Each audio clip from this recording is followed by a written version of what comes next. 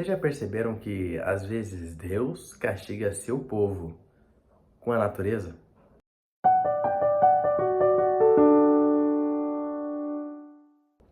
Olá, meu nome é Anderson Freire e esse é mais um Conhecendo o Livro de Mormon em 5 minutos. Hoje vamos terminar os capítulos que nós devemos estudar no Tem Segue essa semana. Vamos estudar o capítulo 11 e 12 de Elamã.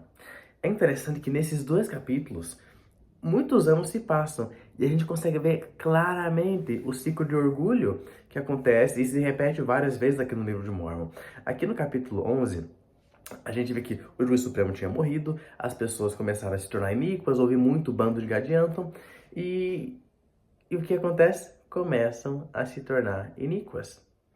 Normalmente, quando a gente vê aqui, quando as pessoas prosperam, elas se esquecem do Senhor. Lembrando que a prosperidade não quer dizer falta do Senhor. O Senhor quer que nós sejamos prósperos.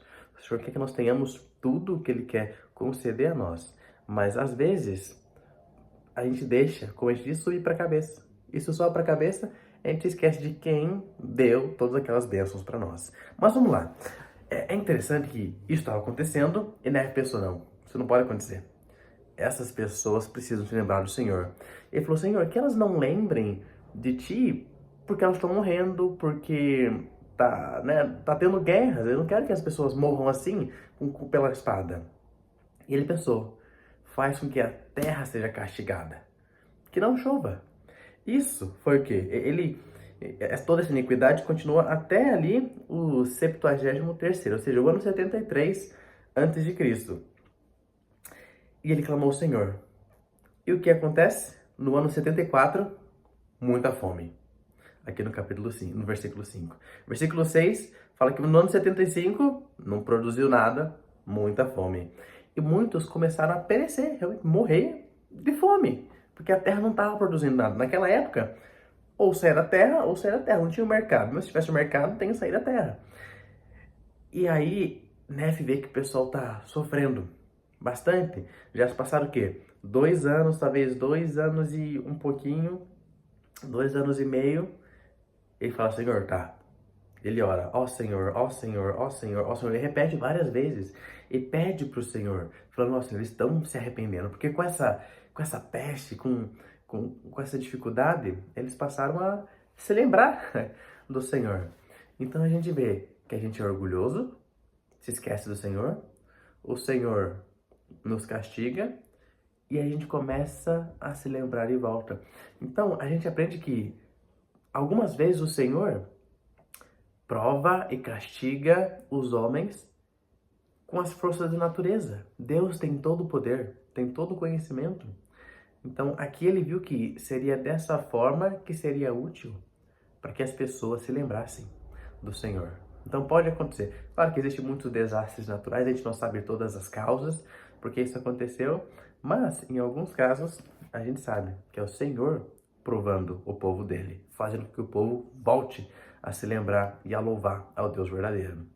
Mas continua e diz aqui embaixo, e aconteceu que no 76º ano, ou seja, no ano 76, ainda continuou isso, mas nesse ano o Senhor parou. Então a gente vê que pelo menos 3 anos eles passaram fome. Fome. Eu nunca passei fome na minha vida. Mas imagina, 3 anos. A única coisa que você pode fazer para ter comida é plantar. E não tem. E o povo se lembrou. E aconteceu, ó, no ano 76, ele terminou em paz, de acordo aqui com o versículo 21. Então, começou a plantar, as pessoas, nossa, agora sim, terminou em paz. O ano 77 também terminou em paz. E ele diz aqui, ó, 77 e também o 78. Mas no ano 78, diz que começou algumas disputas relativas a alguns pontos de doutrina. Para entender o que é a doutrina de Cristo, a doutrina de Cristo é a mesma coisa que o Evangelho de Cristo. Isso significa o quê? O que é isso? É fé em Jesus Cristo, arrependimento através de Jesus Cristo, da expiação dele, batismo por imersão para a remissão de pecados, somos batizados em nome de Cristo, receber o dom do Espírito Santo e perseverar até o fim. Essas 5 coisas constituem o Evangelho e a doutrina de Cristo, que é a mesma coisa. E eles tiveram algumas disputas. E a gente vê que o que acontece, eles começam a prosperar, começam novamente tem as coisas que eles sempre tinham, e o que acontece? Começam novamente a se esquecer do Senhor. É muito triste ver que quando a gente ganha talvez algum poder, uma promoção, um pouquinho mais de dinheiro, quando a gente é abençoado, a gente se esquece daquela pessoa, daquele ser que nos concedeu a bênção, que foi Deus, nosso Pai Celestial. E aqui no versículo 12, no capítulo 12,